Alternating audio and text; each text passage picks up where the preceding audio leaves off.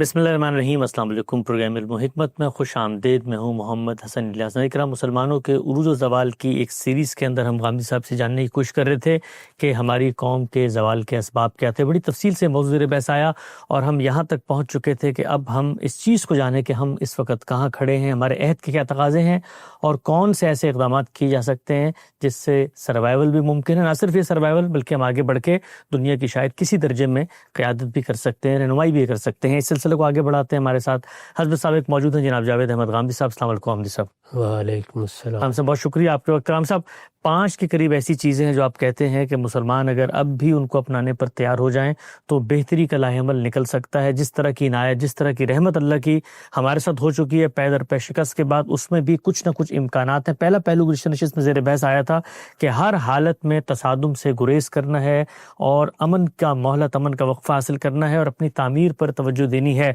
तसादुम से गाम साहब आप कहते हैं हर सतह पर गुरेज होना चाहिए। ये पहला नुक्ता है। बाकी 4 निकात क्या हैं आपके जहन में? पहले नुक्ते की मैंने हर पहलू से वजाहत कर दी थी, उस पर हम लोगों को गौर व खौज की दावत देते हैं। ये बातें अगर आज से 70 साल पहले बयान की गई होती तो ये महज इल्मी तज्ज़िये की हैसियत रखती थी, या ज़्यादा से ज़्यादा कोई आदमी कह सकता है कि तुम्हारा नुक्ता नज़र है, तुम ख्याल करते हो कि इससे फ़लाँ फ़लाँ चीज़ों का अंदेशा है, ये होगा नहीं होगा, इसके बारे में 2 राय हो सकती हैं। हम इस वक्त ये दावत दे सकते हैं लोगों को कि वो पिछले 70 साल 75 साल की तारीख़ पर निगाह डाल के देख लें। उन्हें अंदाज़ा हो जाएगा कि जिस जगह भी तसादुम का तरीक़ा इख्तियार किया गया है उसके कितने गैर मामूली नुकसानात हुए हैं। वो नुकसानात अब किसी से छुपे हुए नहीं हैं, उनको आप हर मुल्क में मुशाहदा कर सकते हैं। इंडोनेशिया में जो कुछ हुआ सबके इल्म में है। हम पाकिस्तान में जिन मराहिल से गुज़रे हैं उनसे भी लोग नावाकिफ़ नहीं हैं। कश्मीर का मसला जहाँ पहुँचा है उसको अब आप तारीख़ में भी पढ़ सकते हैं, आँखों से भी देख सकते हैं। यही सूरत-ए-हाल फ़लस्तीन में मुसलमानों ने जो नुक्ता नज़र इख्तियार किया उसके नताइज व अवाक़िब की है। ये नताइज व अवाक़िब तो इस वक्त बदतरीन सूरत में हमारे सामने आ गए हैं। चुनांचे बहुत दर्दमंदी के साथ ये दरख्वास्त करने को दिल चाहता है कि इस पर मुसलमानों के दानश्वरों को, मुसलमानों के उलमा को, उनकी मज़हबी क़यादत को ज़रूर गौर करना चाहिए और ये देखना चाहिए कि जो नताइज निकले हैं उसमें हमारे तर्ज़ अमल का कितना दखल है। दूसरा नुक्ता ये है कि मुसलमानों के ये जिस तरह के मैनर्स के 57 ममालिक वजूद में आ गए जी। मुसलमान इससे पहले भी मुख्तलिफ़ सल्तनतों में तकसीम रहे हैं। इस तकसीम की इब्तिदा उसी वक्त हो गई थी जब बनु उमैया की हुकूमत ख़त्म की गई, उनकी जगह बनु अब्बास आए और बनु उमैया ने हस्पानिया में जाकर अपनी अलग खिलाफत की बिना डाल दी। ठीक, ये भी कहा जा सकता है कि इस हादसे की किसी हद तक इब्तिदा तो सैयदना अली के ज़माने में हो गई थी। चुनांचे ये मालूम है कि एक ऐसा दौर गुज़रा है जिसमें मुसलमानों की सल्तनत के एक इलाके में अमलन मुआविया रज़ी अल्लाह अन्हु की अमलदारी थी और एक बड़े इलाके में सैयदना अली हुकूमत कर रहे थे। यही सूरत हाल कई बरस तक अब्दुल्ला बिन ज़ुबैर की हुकूमत में भी रही। उन्होंने भी एक बड़े इलाके में अपना तफव्वुक़ कायम कर लिया था और उनके मुकाबिल में बनु उमैया की हुकूमत उन इलाकों में नहीं रही थी। ठीक, ये सूरत हाल पेश आती रही, मुख्तलिफ़ सतहों पर आती रही, मुख्तलिफ़ अदवार में आती रही, उसमें नशे फराज भी होते रहे। ताहम मुसलमानों की एक अलामती खिलाफत का तसव्वुर मौजूद था और वो सल्तनत उस्मानिया तक तसलसल के साथ कायम रहा। अब वो सब चीज़ें ख़त्म हो चुकी हैं। 57 ममालिक, इनकी हैसियत क्या है पहले इसको समझना चाहिए। इनकी हैसियत ये है कि ये दौरे हाजिर में कौमी रियासतों के तौर पर वजूद पजीर हुए हैं। कौमी रियासतों के तौर पर वजूद पजीर हुए हैं तो अब आगे क्या करना है उससे कतई नज़र पहली चीज़ यही होगी कि इनमें सियासी इस्तेहकाम पैदा किया जाए। ठीक, हम जब दुनिया में शऊर की आँख खोलते हैं تو انفرادی سطح پر اپنے معاملات کا جائزہ لے کے دیکھتے ہیں ہم کیا ہیں، ہماری صلاحیت کیا ہے، ہم دنیا میں کیا کر سکتے ہیں، ہمیں کیا مواقع میسر ہیں۔ ظاہر ہے کہ جتنا اچھا تجزیہ ہوگا اسی کے لحاظ سے اچھا لائے عمل بھی بنے گا۔ قومی لحاظ سے بھی بالکل ایسے ہی سوچنا چاہیے۔ یہ اقوام ہے، ان کے ممالک ہیں، ان کی نوعیت کیا ہے۔ اگر یہ قومی ریاستیں ہیں تو سب سے پہلی چیز جو سمجھنے کی ہے وہ یہ ہے کہ قومی ریاست میں ریاست اور حکومت کے مابین جو تفریق واقع ہو جاتی ہے اس کا شعور حاصل کرنے میں غلطی نہ ہو۔ سیاسی استحکام کی بنیاد اس پر قائم ہوتی ہے۔ میں اس کی وضاحت کرتا ہوں۔ صورتحال یہ ہے کہ اگر تو یہ قومی ریاستیں اس طریقے سے بنی ہوں کہ رنگ کی بنیاد پر، نسل کی بنیاد پر، زبان کی بنیاد پر آپ اشتراک تلاش کر سکیں، ایک ہی قوم ہے، ایک ہی برادری ہے، ایک ہی پس منظر ہے، ایک ہی نسل ہے، اس میں زیادہ مسائل پیدا نہیں ہوتے۔ یعنی حکومت اور ریاست دونوں اگرچہ الگ الگ اپنا وجود رکھتی ہیں لیکن عملی اعتبار سے ان میں زیادہ فرق واقع نہیں ہوتا۔ زیادہ مسئلہ وہاں پیدا ہوتا ہے جہاں مختلف قومیتیں جمع ہو جاتی ہیں۔ مختلف قومیتیں رنگ اور نسل کے لحاظ سے بھی ہو سکتی ہیں اور مذہب کے لحاظ سے بھی ہو سکتی ہیں۔ یعنی اگر آپ نے ان مختلف ریاستوں کا جائزہ لے کے دیکھا ہو تو یہ معلوم ہوگا کہ تاریخ نے ہی بہت سے مسائل پیدا کر دیے ہیں۔ میں اس میں ملیشیا کی مثال پیش کروں گا۔ جی، وہاں کئی ہزار سال سے ملے قوم آباد ہے، وہ اپنی ایک پرانی تاریخ رکھتی ہے۔ وہ اگر کہنا چاہیں تو کہہ سکتے ہیں کہ یہ ان کا ملک تھا۔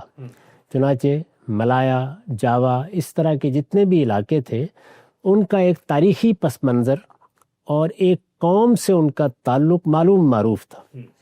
لیکن پھر جس زمانے میں استعماری قوتیں آئیں تو انہوں نے مختلف جگہوں سے لوگوں کو وہاں لانا شروع کیا۔ ہم جب ملیشیا گئے تو معلوم ہوا کہ 50-56% کے قریب وہاں وہی پرانی ملے قوم آباد ہے، لیکن ان میں اب 25-30% چینی بھی ہیں اور ان میں 10-12% جنوبی ہند کے لوگ بھی آ چکے ہیں۔ ان کی نسل الگ، ان کا مذہب الگ، ان کی تہذیبی روایات الگ، یہ سب چیزیں ہیں اور ان سب چیزوں کے ہوتے ہوئے ایک ملک بنا لیا گیا ہے، وہ ہے ملائیشیا۔ یہاں تک کہ زبان بھی الگ ان لوگوں کی، زبان بھی الگ، ایک ملک بنا لیا گیا ہے۔ اب جب آپ نے ایک ملک بنا لیا ہے تو اس فرق کو کس جگہ رکھیں گے؟ یہی صورتحال اور بہت سے ملکوں میں سے۔ آپ شام کا جائزہ لے کے دیکھ لیں، عراق کا جائزہ لے کے دیکھ لیں۔ چند ممالک ایسے ہیں جن کے بارے میں یہ کہا جا سکتا ہے، مسلمان ملکوں کے بارے میں میں عرض کر رہا ہوں، کہ وہاں رنگ کے لحاظ سے جو فطری بنیادیں ہیں، رنگ، نسل یا اس طرح کی دوسری مبادی یکساں ہیں، ان میں کوئی خاص فرق نہیں ہے، وہاں یہ مسئلہ کم ہوگا۔ لیکن زیادہ تر جگہوں پر یہی صورتحال ہے۔ اب زیادہ تر جگہوں پر یہی صورتحال ہے تو پھر آپ ریاست کو حکومت سے الگ رکھنے کے لیے مجبور ہیں۔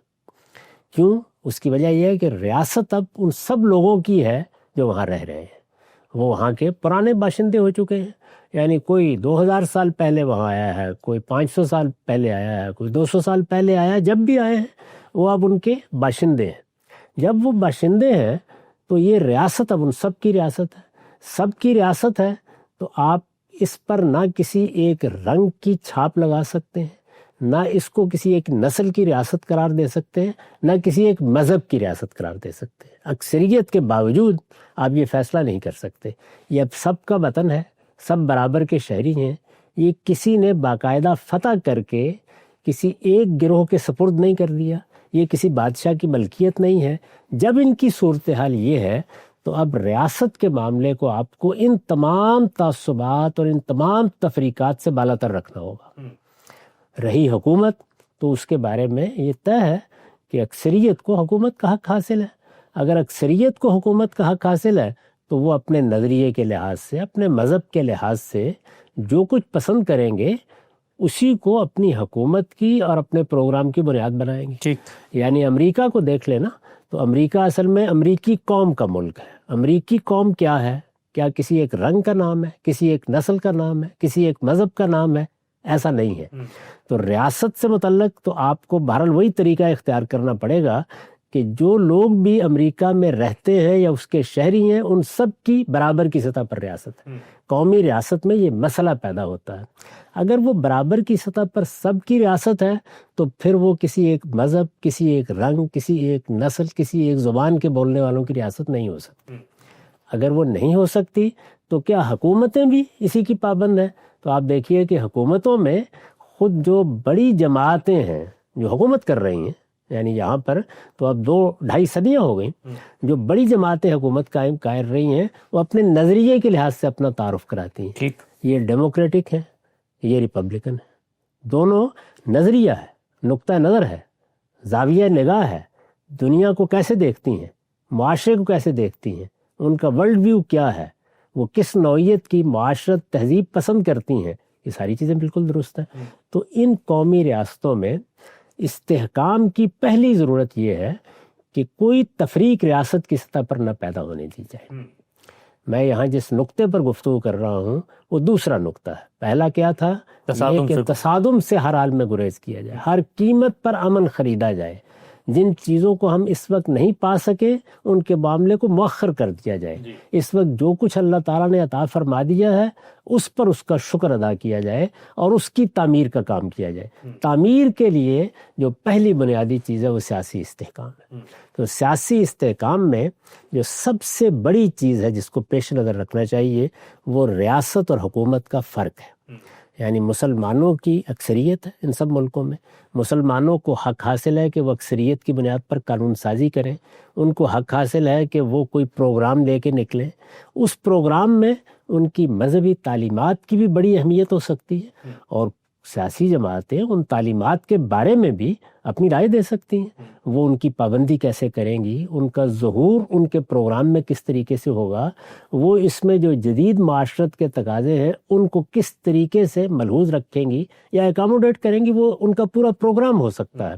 لیکن ریاست کے بارے میں یہ ماننا پڑے گا کہ وہ چونکہ قومی ریاستیں ہیں جن میں وطن کو قومیت کی بنیاد بنایا گیا ہے، چونکہ دنیا میں بڑے پیمانے پر لوگ ایک جگہ سے دوسری جگہ ہجرت کر کے آ چکے ہیں۔ اس وقت تو یورپی ملکوں کو یہی مسئلہ درپیش ہے، یعنی ان میں بھی ایک بہت بڑی تعداد ہے، کہیں عربوں سے لوگ آ گئے ہیں، کہیں ترکی سے لوگ آ گئے ہیں، کہیں ہمارے ملکوں سے لوگ چلے گئے ہیں، بڑی بڑی آبادیاں، بڑے بڑے علاقے اب ان کے پاس ہیں۔ وہ بھی اس کو دیکھ رہے ہیں کہ اب ان کی ریاستوں کی پرانی تفہیم میں بہت کچھ تبدیلی کی ضرورت پیدا ہو رہی ہے۔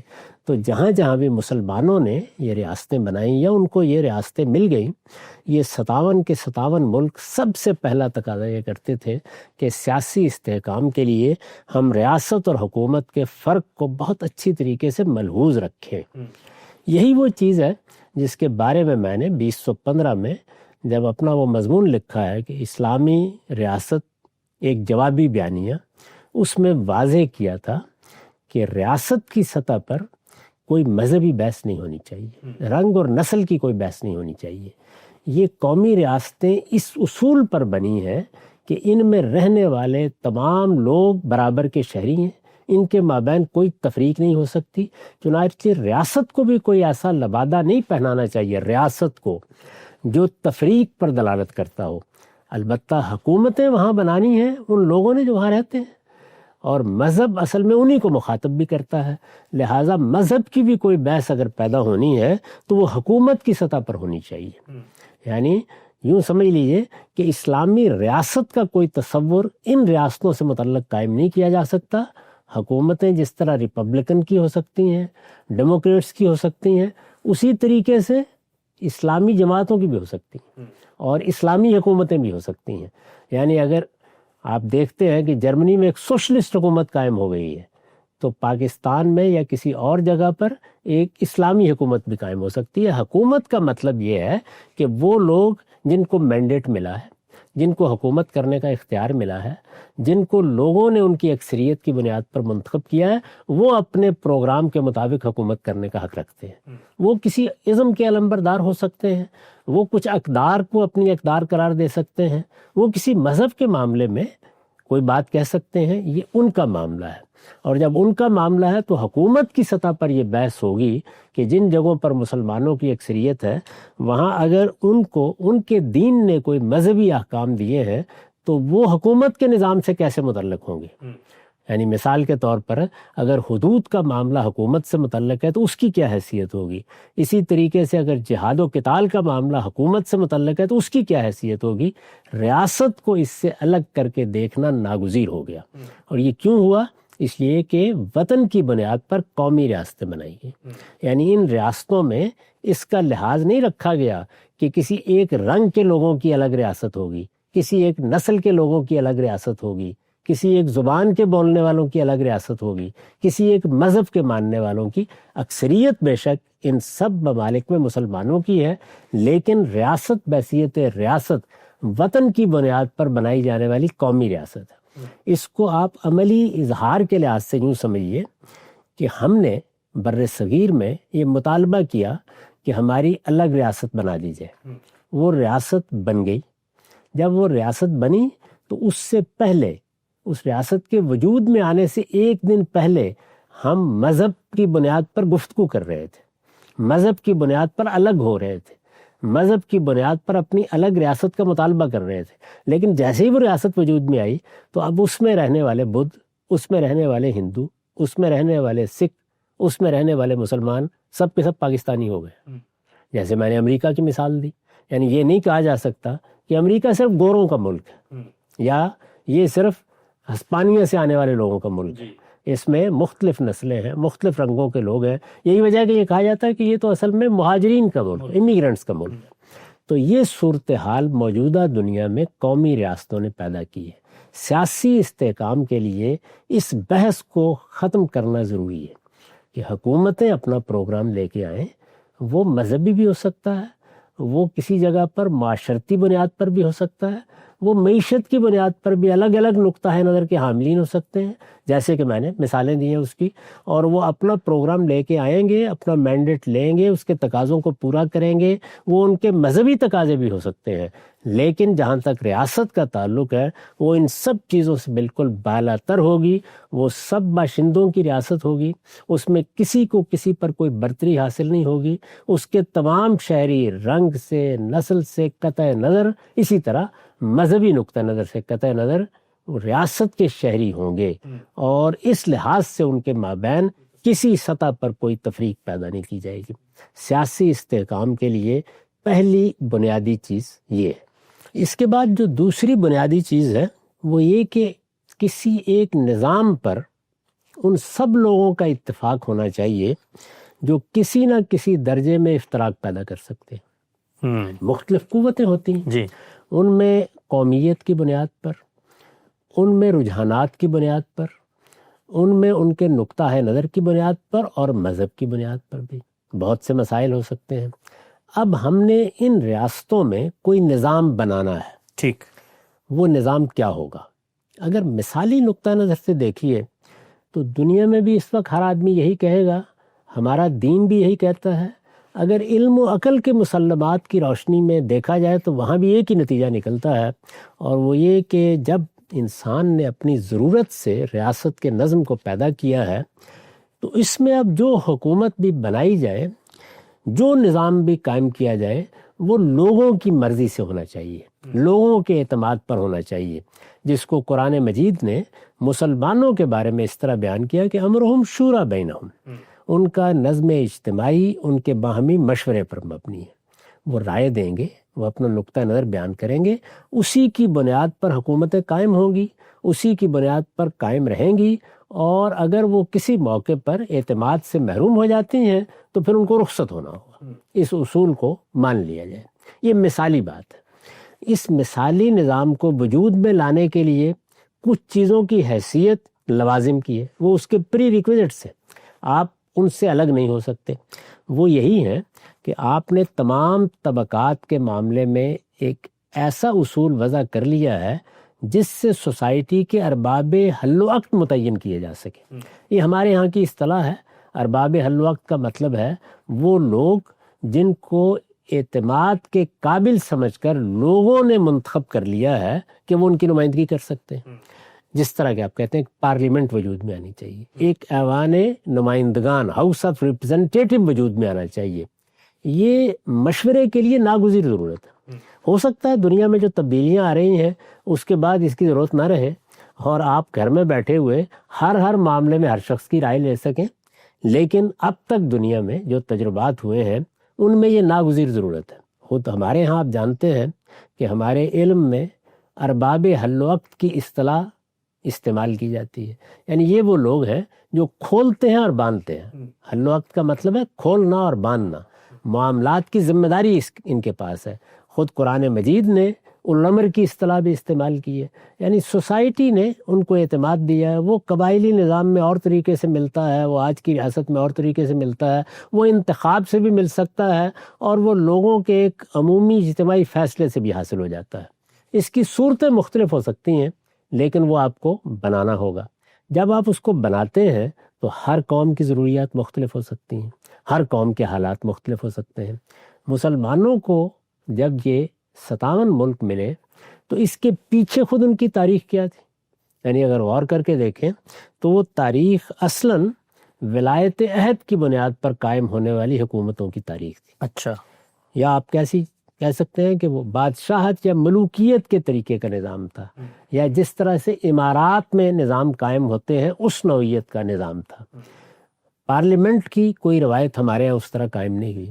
ارباب حل وقت کی تعین کا کوئی طریقہ مسلمان دریافت نہیں کر سکے. اس کے بالکل برخلاف اگر آپ رومن امپائر کی تاریخ پڑھیں تو وہاں شروع ہی سے یہ چیز پیدا ہو گئی. سینٹ تھا اور پارلیمنٹ ارباب حل وقت کا ایک باقاعدہ ادارہ، اس کا ایک نظم یا دارالعمرا کہہ لیجئے. یعنی اگر آپ برطانیہ میں بھی جمہوریت کی تاریخ کو دیکھیں تو وہاں دارالعمرا نے بڑا بنیادی کردار ادا کیے اور آہستہ آہستہ پہلے بادشاہ کے اختیارات کم ہونا شروع ہوئے، پھر دارالعمرا کے کم ہونا شروع ہوئے اور اقتدار اصلاً دارالعوام کو منتقل ہو گیا.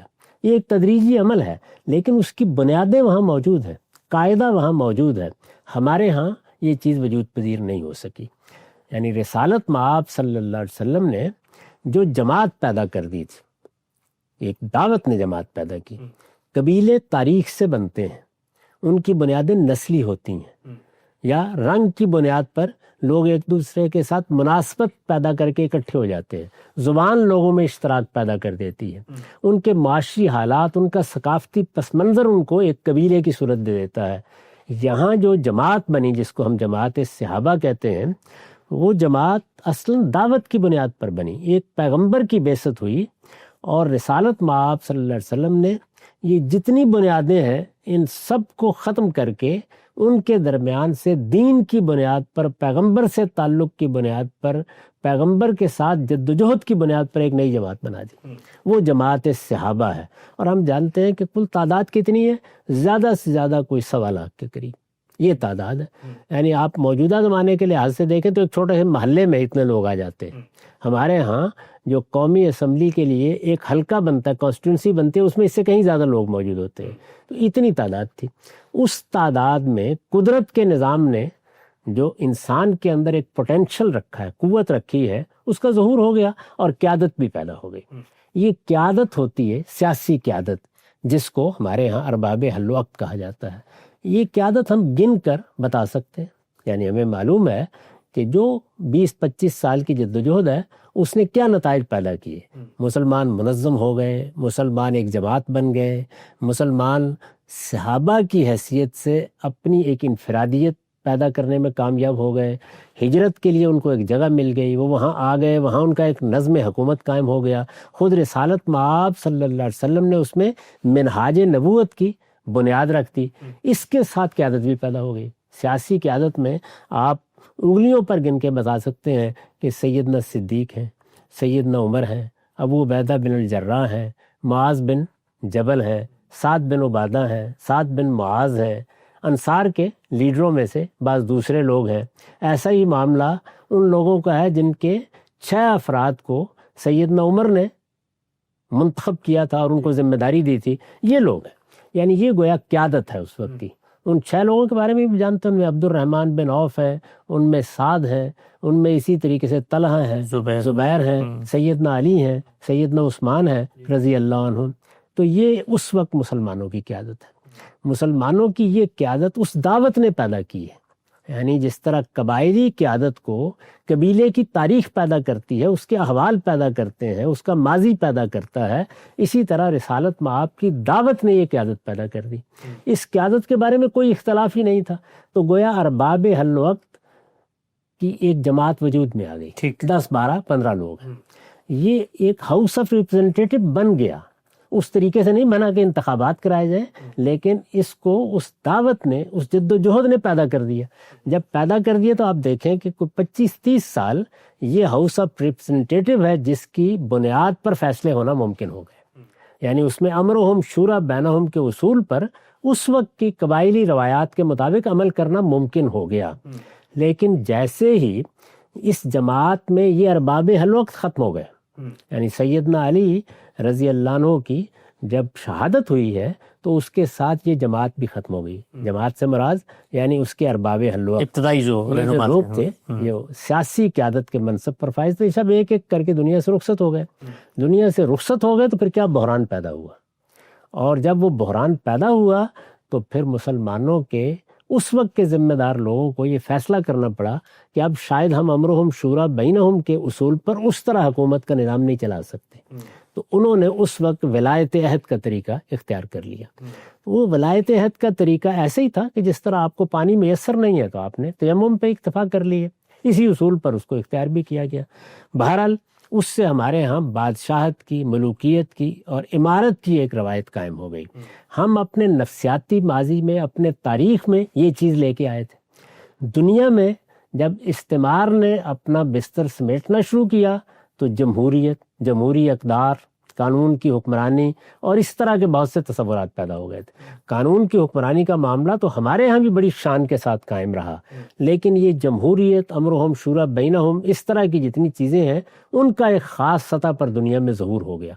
بلکہ دنیا میں جن قوموں کو 200-300 سال سے حکومت اور نظام قائم کرنے کا موقع ملا، اپنی سلطنتیں بھی آگے بڑھانے کا موقع ملا، انہوں نے اس کے بہت سے اصول قواعد بھی بنا لیے تھے. اس میں پارلیمانی صدارتی قسم کے بعض ایسے ڈھانچے بھی وجود میں آ گئے تھے جو ایک مکمل تصویر بناتے ہیں. تو یہ صورتحال پیدا ہو چکی ہوئی تھی. اب اس صورتحال میں ہمارا نظام کیا ہونا چاہیے؟ یعنی یہ 57 ملک ہے، ان کو فیصلہ کرنا ہے. تو ایک بڑا مسئلہ یہ تھا. اس وقت اگر آپ نگاہ ڈال کے دیکھیں تو اس میں آپ کو 3 طرح کے رجحانات نظر آئیں گے. ایک وہ جگہ ہیں جہاں بادشاہتیں قائم ہیں، وہ بادشاہتیں تاریخ میں ان کو منتقل ہوئی ہیں اور انہوں نے اس کو باقی رکھا ہے. اس کی سب سے نمایاں مثال اگر آپ دیکھیے تو جزیرہ نما عرب ہے. یعنی وہاں پر باقاعدہ مطلق العنان حکومتیں قائم تھیں. وہی حکومتیں ہیں جو کچھ تغیرات کے ساتھ اپنے نظم کو باقی رکھے ہوئے ہیں. چنانچہ وہاں سیاسی استحکام کا مسئلہ ہی نہیں پیدا ہوا. تاریخ نے جو کچھ ان کو دیا تھا وہ اسی میں آگے بڑھ رہے ہیں. اب یہاں مثالی طور پر کیا ہونا چاہیے وہ زیر بحث نہیں ہے. سیاسی استحکام کے نقطے کی میں وضاحت کر رہا ہوں تو وہاں سیاسی عدم استحکام پیدا ہونے کے امکانات ہی نہیں رہے. ایک نظم قائم ہے، الا یہ کہ خدا نخواستہ وہاں کوئی خلفشار پیدا ہو. اب تک صورتحال یہی باقی رہی.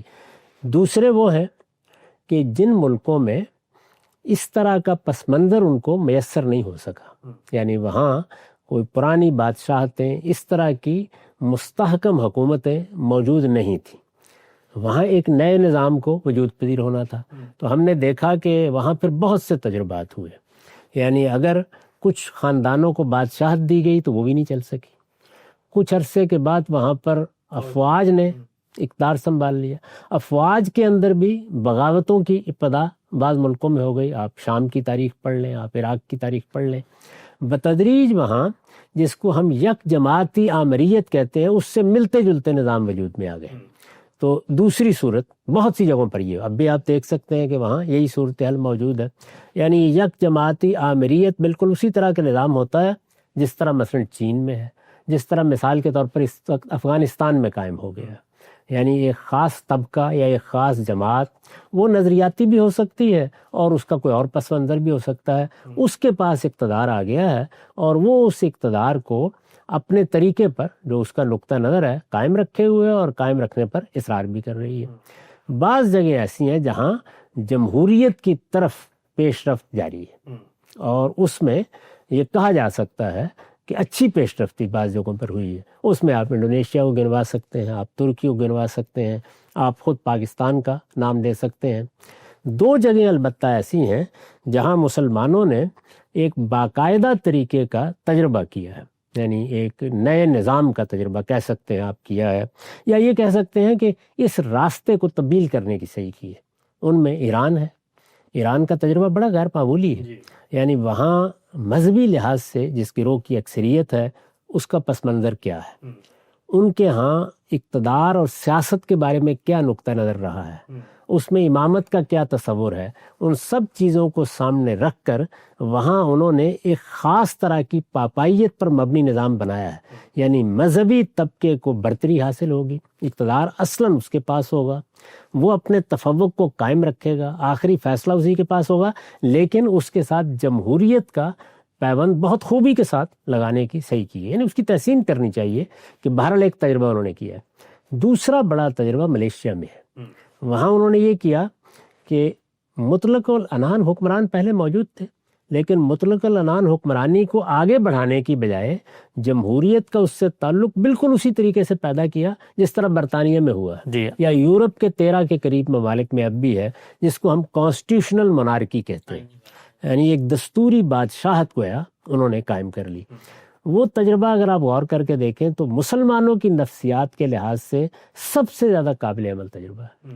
چنانچہ آپ دیکھ لیجئے کہ وہاں سیاسی خلفشار کی صورتحال بہت کم پیدا ہوئی ہے، اس نوعیت کے وہاں پر نشیب و فراز بہت کم آئے ہیں جو ہم باقی مسلمان ملکوں میں دیکھتے ہیں۔ یہ ایک نظر گویا ہم ڈال سکتے ہیں کہ اس طرح کی صورتحال ہے۔ اس میں جس چیز کو بڑی بنیادی حیثیت حاصل ہے، جس طرح میں نے پہلے عرض کیا کہ ریاست اور حکومت کے معاملے کو خلط ملط نہ ہونے دیا جائے۔ اس موجودہ صورتحال میں ریاست کی سطح پر نہ رنگ کی بحث ہونی چاہیے، نسل کی بحث ہونی چاہیے، نہ مذہب کی بحث ہونی چاہیے۔ دیکھیے یہی بحث ہے جو ہمارے ہاں تفریق کا باعث بنی، یہی بحث ہے جو ہندوستان میں بھی اب تفریق کا باعث بن رہی ہے۔ حکومت کی سطح پر آپ اپنی بات بیان کریں اور برابر کے شہری مان کر جو کچھ معاملہ کرنا ہے اس کو آگے بڑھائیں۔ یہ پہلی چیز ہے سیاسی استحکام کے لیے۔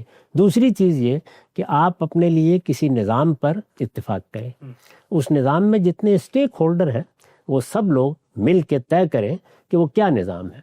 یہاں پر میں ایک چیز کی طرف اشارہ کر دوں، اور وہ یہ ہے کہ پرانے نظام میں سیاسی استحکام کو جو چیز نقصان پہنچاتی تھی وہ کیا چیز ہوتی تھی؟ ایک تو یہ ہے کہ باہر سے کوئی حملہ آور ہو گیا، جیسے بر صغیر میں ہم بہت سے واقعات دیکھتے ہیں، باہر سے قومیں آتی ہیں، حملہ آور ہو جاتی ہیں۔ اندرونی طور پر کیا مسئلہ پیدا ہوتا ہے؟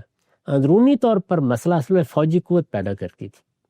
فوجی قوت آپ اپنی حکومت کی نوعیت کے لحاظ سے مجبور تھے کہ شاہی خاندان میں تقسیم کریں، یعنی شاہی خاندان میں یا بالعموم جو شہزادے ہوا کرتے تھے انہی کو مختلف جگہوں پر افواج دے دی جاتی تھی مختلف علاقوں میں۔ اب ان کے پاس فوجی قوت موجود ہے، یوں سمجھیں کہ جیسے آپ کے 12-13 کور کمانڈر ہیں تو اسی طرح کی صورتحال موجود ہے، وہ اپنی اپنی جگہ موجود ہے۔ جب اپنی اپنی جگہ موجود ہیں تو اب جس کے حق میں بھی فیصلہ ہوگا وہ یہ حیثیت رکھتا ہے کہ اپنے فیصلے کے خلاف بغاوت کر دے۔ اوہ اچھا، یہ موجود ہے نا۔ اب مثال کے طور پر اگر شاہ جہان نے ایک فیصلہ کیا ہے تو اس فیصلے کو منوایا جائے گا۔ وہ کون منوائے گا؟ ریاست میں فیصلوں کو منوانے کے لیے فوج چاہیے، پولیس چاہیے، یعنی یہ قانون نافذ کرنے والے یا قانون کی برتری کو قائم رکھنے والے ادارے ہیں جن سے ریاست مستحکم ہوتی ہے۔ کوئی وزیر اعظم بیٹھا ہوا ہے اپنے دفتر میں، اس کے پاس کیا ہے؟ اس کے پاس تو اصل میں قلم کاغذ ہی ہے۔ وہ ایک قانون بنا دے گا، ایک حکم دے دے گا، حکم پر عمل درآمد کس نے کرنا ہے؟ وہ انہی قوتوں نے کرنا ہوتا ہے، انہی اداروں نے کرنا ہوتا ہے۔ اسی طرح ایک چیف جسٹس ہے، وہ عدالت میں بیٹھ کے فیصلہ دے دے گا، اس فیصلے کے بارے میں آپ جانتے ہیں کہ وہ ہوا میں معلق رہ جاتا ہے، اس کو بھی انہی اداروں نے جا کے نافذ کرنا ہوتا ہے۔ تو عام طور پر یہ تھا کہ چونکہ نظم قائم کرنے کے لیے اور مملکت کو اپنی گرفت میں رکھنے کے لیے انہی لوگوں کو ذمہ داریاں دے دی جاتی تھیں، کوئی قومی فوج اس طریقے سے نہیں بنائی جاتی تھی۔ جب یہ نہیں ہوتا تھا تو پھر وہ جو مختلف افواج بن جاتی تھیں ان کے مابین یہ فیصلہ ہوتا تھا کہ اب کون برتری قائم کرے گا۔ شاہ جہان نے جب یہ فیصلہ کیا تو یہی ہوا، جس کے بعد عالمگیر نے ان افواج کو، یعنی وہ چھوٹی چھوٹی جو افواج تھیں، ان کو شکست دی، اور اس کے بعد ہی وہ ہندوستان کے شہنشاہ کے منصب پر فائز ہوئے۔ موجودہ قومی ریاستوں میں قومی فوج بنا دی جاتی ہے، یعنی اب یہ 57 ممالک جتنے ہیں ان میں ظاہر ہے یہ نظام تو نہیں ہے، قومی فوج وجود میں آ گئی ہے۔ تو سب سے بڑھ کر یہ کہ وہ قومی فوج کس نظام کو قبول کرتی ہے۔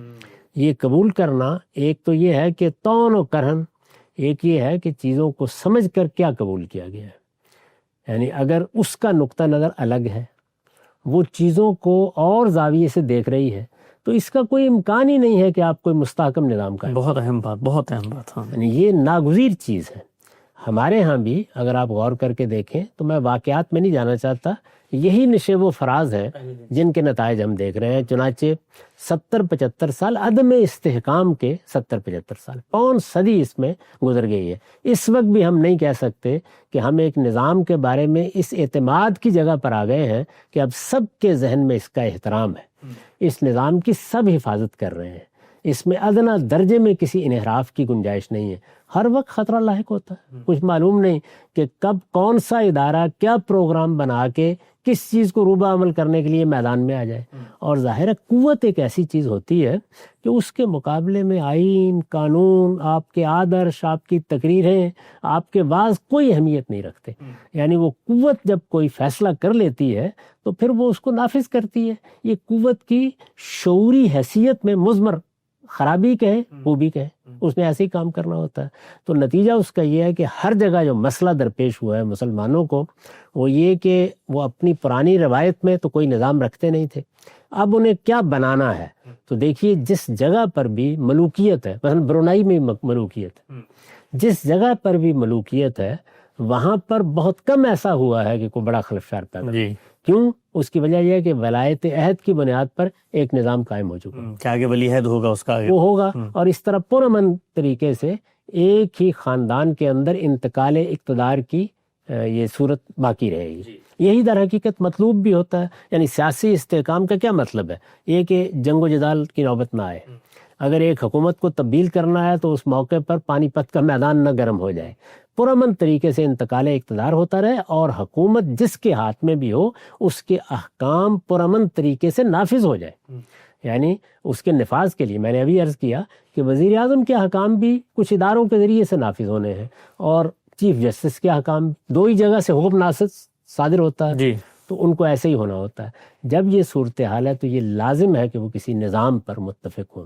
یہ کسی نظام پر عدم اتفاق ہے جو مسلسل عدم استحکام پیدا کرتا ہے۔ میں اتفاق اس معنی میں نہیں کہہ رہا، جیسے ہمارے یہاں بھی دستور پر بظاہر اتفاق ہے، لیکن کیا ان اداروں نے بھی اس دستور پر اتفاق کر لیا ہوا ہے؟ اس کی روح کے مطابق اتفاق کر لیا ہوا ہے؟ کیا یہ جس طرح کا نظام چاہتے ہیں یا اپنے جو حقوق سمجھتے ہیں وہ فی الواقع ان کے ہاں اس جگہ مل گئے ہیں جہاں پر یہ اطمینان کے ساتھ بسر کر سکیں؟ تو دو جگہوں سے ہمارے ہاں عدم استحکام پیدا ہوتا ہے۔ ایک قانون نافذ کرنے والے اداروں نے اس نظام کو اپنی روح میں قبول نہیں کیا ہوتا، آخری درجے میں نہیں قبول کیا ہوتا۔ ظاہر ہے کہ اگر وہ اس درجے میں قبول کر لیں تو پھر وہ اگر کبھی مداخلت بھی کریں گے تو نظام کی حفاظت کے لیے کریں گے، یعنی اپنے مقاصد کے لیے نہیں کریں گے، اپنے منصوبوں کے لیے نہیں کریں گے، اپنے خوابوں کو پورا کرنے کے لیے نہیں کریں گے۔ پھر ان کی مداخلت کی نوعیت بھی اگر کبھی ہوگی تو اس نظام کے استحکام کے لیے ہوگی۔ دوسری چیز کیا ہے؟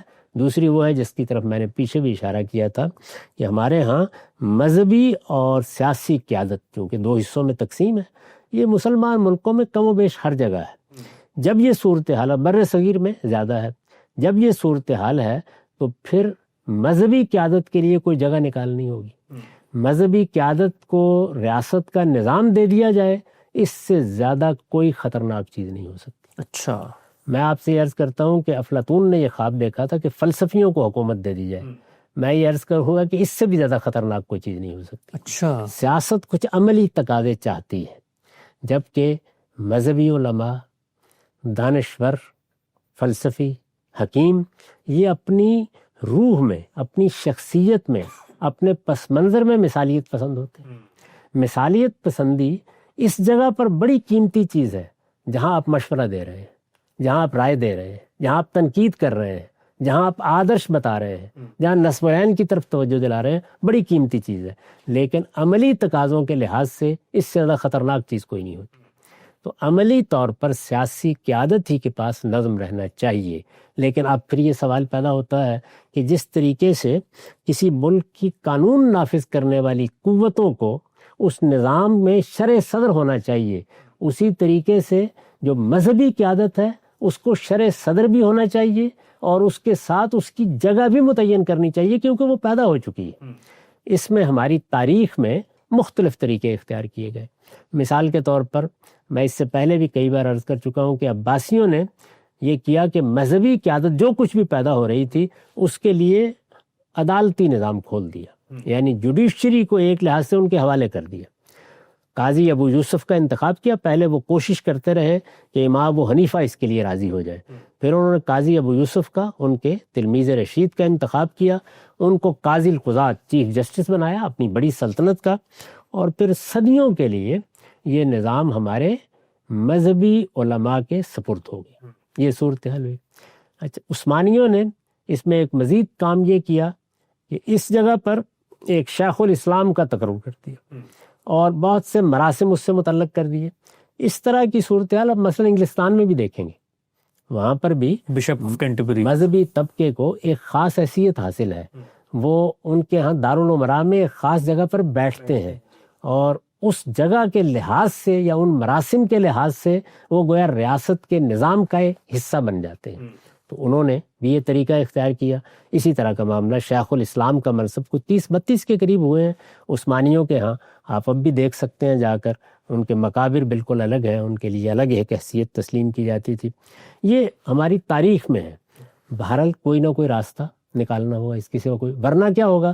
ورنہ یہ ہوگا کہ مذہبی طبقہ یا مذہبی قیادت خود برسر اقتدار آنے کی جدوجہد کرے گی۔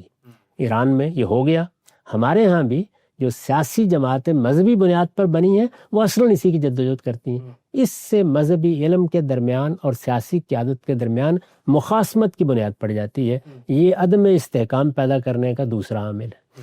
تو میرے نزدیک یہ وہ چیزیں ہیں کہ جن کو طے ہونا چاہیے ہر حال میں کہ ہم جو نظام بھی بنا رہے ہیں اس نظام پر ایک تو قانون کی حکمرانی قائم کرنے والے اداروں کا کامل اطمینان ہو، ورنہ وہ سازشیں کریں گے، دائیں اور بائیں سے حملہ آور ہوں گے، ان کے اپنے اندر تفریق پیدا ہوگی، وہ نظام کو چلنے ہی نہیں دیں گے، وہ مختلف منصوبے بنائیں گے، وہ اپنے کٹ پتری لوگ تیار کریں گے، یعنی اس طرح کے بے شمار کام جو میرے خیال میں اب میں اگر گنوا بھی دوں اور اطلاق کر کے بھی دکھا دوں تو کوئی خاص فرق نہیں پڑے گا۔ لوگ بہت اچھی طرح جانتے ہیں کہ وہ جہاں جہاں بھی ہوئے ہیں، وہ ترکی میں آپ دیکھ لیں، وہ انڈونیشیا میں اس کی تاریخ کا آپ مطالعہ کر لیں، اس کی تاریخ آپ شام اور عراق میں دیکھ لیں، افریقہ کے بعض ممالک میں دیکھ لیں، بالکل اسی طریقے سے ہوگا۔ اور یہی معاملہ مذہبی قوتوں کا ہے۔ یعنی اب تو آپ اپنے ملک میں یہ دیکھ رہے ہیں کہ مذہبی قوتیں صرف یہ نہیں ہیں کہ وہ اپنے مطالبات پیش کر رہی ہیں، صرف یہ نہیں ہے کہ وہ ان مطالبات کو اس زبان میں پیش کرتی ہیں کہ یہ ہم نہیں ہونے دیں گے، صرف یہ نہیں ہے کہ بہت سے ایسے قوانین جن کو علم و عقل قبول کرنے کے لیے تیار نہیں ہے وہ اس میں کامیاب رہے کہ ان کو ہمارے نظام قانون کا حصہ بنا دے۔ صرف یہی نہیں ہے کہ وہ اپنی طاقت کا مظاہرہ کرنے پر آ جاتے ہیں، بلکہ اس سے آگے بڑھ کر ان کے زیر اثر وہ گروہ منظم ہو گئے ہیں جن کو آپ خوارج قرار دے کے اب ان کے خلاف لڑ رہے ہیں۔ تو یہ میرے نزدیک عدم استحکام کے عوامل ہیں، ان کو ہر حال میں ایڈریس ہونا چاہیے، اور ایسے نظام کی طرف بڑھنا چاہیے تھا مسلمانوں کو کہ ان کے ہاں سیاسی استحکام کی منزل قریب آتی۔